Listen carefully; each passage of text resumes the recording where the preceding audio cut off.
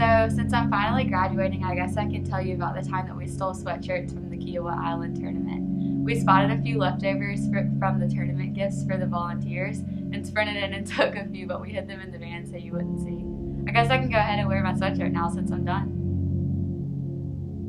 Okay, so this happened my freshman year, really early on in the school year, just maybe a couple weeks after we started practice. I was a freshman coming in. I felt like I had a lot to prove, still kind of trying to get to know the coaching staff. And so one day at about 10 in the morning, I laid down to take a nap in my room.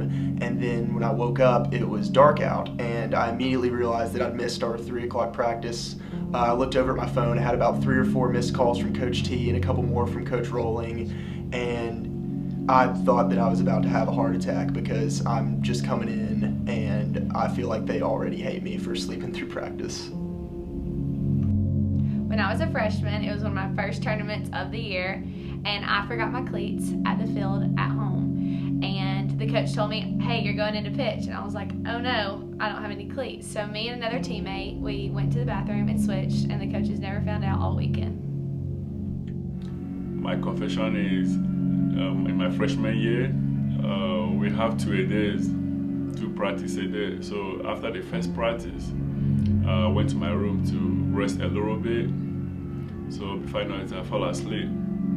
So I was in sleep, I heard my phone going off, so I woke up. I already had 20 missed calls, so I have to run from my room to the court. So my coach was so mad, he told me to leave, so I should meet him after the practice. After practice, I went to his office. He told me that every minute I'm late, I have to run every minute I'm late. I was like 15 minutes late. So he ran me around 15 suicide. So I was so tired, he didn't even give me like 30 minutes rest between the suicide. So I nearly passed out. So after that, it was a great lesson to me. I haven't been late or missed practice anymore.